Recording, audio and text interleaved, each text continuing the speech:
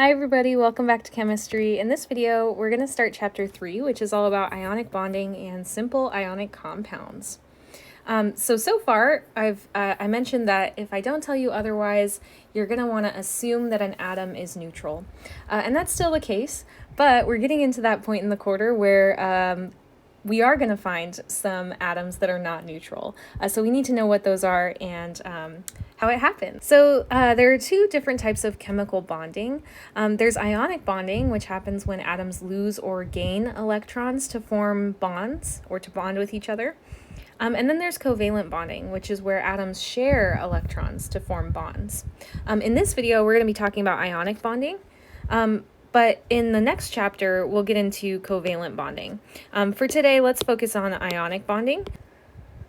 So it turns out that chemical bonds are formed when electrons in different atoms interact with each other to make an arrangement or a compound or a molecule that's more stable than when those atoms were apart. Right? So two or more atoms are going to come together and say, you know what, I'm not very stable on my own, but I feel like I'll be more stable when we bond together. And that's what leads to chemical bonding. And what we found over time and time again of studying these different atoms bonding, we've noticed that atoms are especially stable if they have 8 electrons in their outermost or valence shell.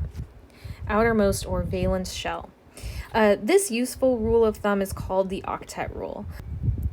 So why is it octet rule? That's because oct, this prefix here, that stands for 8. So 8 electrons in their valence shell, we call it the octet rule. So in the last video, we talked about noble gases, and it makes sense why they're so stable now. And that's because they have those 8 valence electrons in their, outermost or valence shell. Okay, helium's a little bit of an exception because remember that helium's valence shell or subshell is the 1s subshell, and that can only hold a maximum of 2 electrons.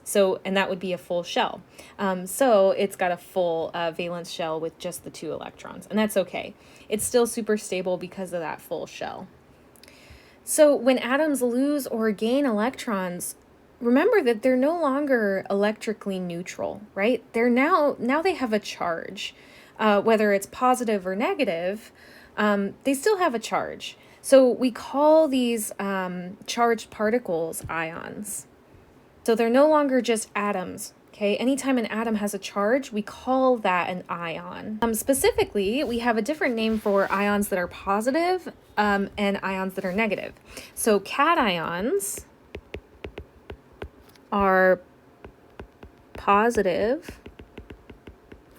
ions, or ions with a positive charge, and anions are negative ions, or ions with a negative charge. So the way that I kind of like to remember that is with cat in the front, cat ions. A lot of times you'll hear of, people thinking about cat paws when they think about cat ions. So that helps, like cat ions are positive, right? Positive. So that helps you remember it. That's great. All right, and then looking at this next bullet point here, it says some atoms will lose electrons to obtain an octet. I'm going to amend this and say some atoms will lose or gain electrons to obtain an octet. So it really just depends on what's easier for the atom, and we'll talk a little bit more about that. So here we've got a sodium atom, and this on the left-hand side, that's a neutral sodium atom, right? And I know it's neutral because I'm shown that we have 11 protons, right? That's what's making it sodium. When you go on the periodic table and you look at atomic number 11, you've got sodium. Okay, so if it's neutral, right, we have 11 electrons as well. So there's no charge overall here in our neutral sodium atom, okay? But over here, This is an example of a sodium ion. There's a couple things that let me know that this is an ion. Looking at this sodium here, and I'm noticing there's a little plus sign next to it. But when you don't see any number next to that charge there, that just means that you're going to assume that there's a 1. So this is a +1 charge, sodium with a +1 charge, or 1 plus charge. So that lets me know it's an ion. The other thing that lets me know it's an ion is I'm looking over here at my protons and electrons, and I'm noticing, hey, wait a minute, I have one more proton than electron. Remember, protons are positive and electrons are negative. So if I have more positive charges, I'm going to be more positive overall. And that's the case here with sodium, right? I have one more positive charge, right? 11 versus 10. So overall, I have a 1 plus charge. Just a weird kind of convention. Actually, I'm just going to note this to the side. Sometimes you'll see the convention is to write, instead of, we're used to seeing +1, right? Or -1. In chemistry, you'll often see it like this. That's just the convention, putting the charge after the number. But I totally know what you mean if you write it like this, and I would never mark you down for that, okay? But just so you're aware that that's kind of a convention. All right, and then the key thing that I want to point out between these two pictures. So looking over here and comparing both these pictures, notice that in the outermost or valence shell of this sodium over here, we have that one lonely electron. That's not a full octet, right? It's less stable than over here where we've got a full octet in our outermost shell, right? And let's count 1, 2, 3, 4, 5, 6, 7, and 8. So what we've noticed over time looking at these ions is that they'll form to kind of achieve that stable octet rule, that stable 8 valence electrons. But how did it get this stable configuration? Well, it lost that electron. Yeah, it lost that one electron, right? It's easier for it to lose that one electron than to gain 7 more, right, in that shell, okay? And we'll talk more about that. All right, so in the last chapter, we worked really hard to kind of learn how to write these electron configurations that are going to let us know, hey, where are electrons at in our different atoms? So over here, right, this is the electron configuration for a neutral sodium atom. Now compare that to the electron configuration for sodium, a sodium ion, Na+. So for sodium, when it forms an ion, it's going to want to lose this electron, lose one electron. And when it does that, it no longer has that electron in the 3s1 valence shell. Now, a sodium ion actually has the same configuration, electron configuration, as the nearest noble gas, neon. So let's think about that for a second. Sodium's like, hey, I don't feel very stable right now. I'd really like to lose this electron that I have hanging out in my outermost shell. I want to be more stable. I'd like my electrons to be at the lowest energy state that's possible. So I'd really like to lose that electron. And then what we'll find later is that there are lots of other atoms that are going to be happy to gain an electron. So they'll be like, oh, sodium, I'm so glad you want to lose your electron. Give me it. I'm so happy to take that off your hands for you. And sodium's like, okay, great, awesome. That's because sodium really, really, really wants to be like the nearest noble gas, right? Neon. Now, think about it. Why do we call the noble gases noble? Right? Why do we call them noble gases? It's because they're special. We want to be like them, right?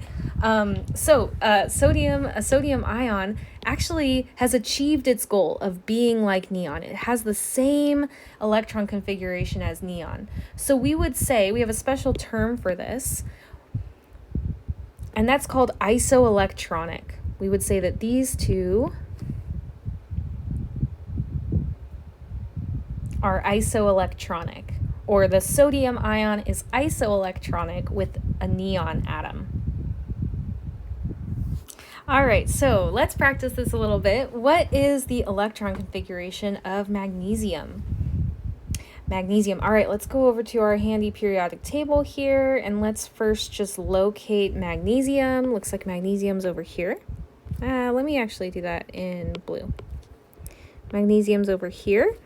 All right, magnesium is atomic number 12, so we have 12 electrons to work with. And now, knowing the pattern on the periodic table for our electron configurations, we can actually start to populate these a little bit easier. So we fill our 1s1 all the way to 1s2, right? So let's write that down, 1s2.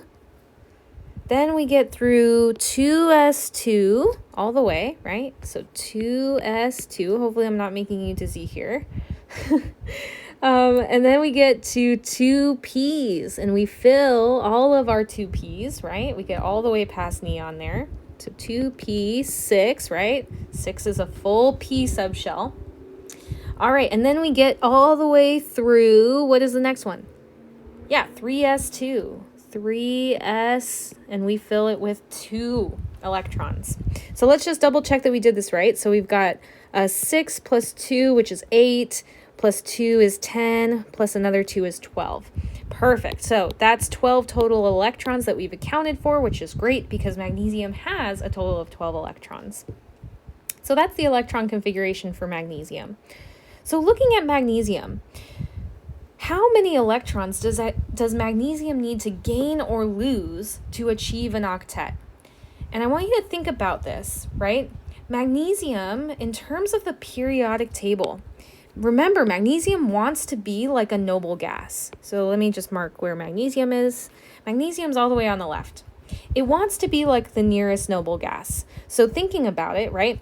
The nearest noble gases that we have to choose from are neon and argon. Now, for magnesium, does magnesium want to gain 1, 2, 3, 4, 5, 6 valence electrons to be like argon? Or is it going to be easier to lose 2 electrons here to be like neon? Yeah, it's easier to lose 2 if you're magnesium than to gain 6, right? And just think about that for a second, and we'll talk about a pattern in the future. But it's easier for magnesium to lose 2 electrons so that it's like neon than it is to gain 6 of them to be like argon. Okay, so magnesium's going to choose to lose 2 to be like neon because that's just easier. So which 2 is it going to lose? The outermost 2. Yeah, because those are the most unstable. Remember, the lower energy electrons are more stable than the higher energy ones. So magnesium is going to want to lose these 2 electrons that are in the 3rd energy level. All right, so when it wants to lose, so how many electrons does it want to gain or lose? Well, we said it mg wants to lose 2 that's not the right 2 electrons. The last part, which noble gas is isoelectronic, our new vocabulary word, with the magnesium ion? Well, I already kind of led the witness a little bit here, but let's just write it all out to show you. So when magnesium loses these electrons in the 3s subshell, there are no longer any electrons there. So we're not going to write that down anymore. So instead, if it loses 2 electrons, right, it doesn't have those anymore. So now it's just going to have 1s2, 2s2, 2p6. And our job is to figure out, well, what noble gas also has this electron configuration? What do you guys think? Yeah, neon. Neon has this noble gas configuration. So that's, we would say neon is isoelectronic with the magnesium ion. Remember, not magnesium, right? Magnesium has this electron configuration. It's isoelectronic with the magnesium ion. All right, that's it for this video. I hope that makes sense. If it didn't, please feel free to reach out, and I'll see you in the next video.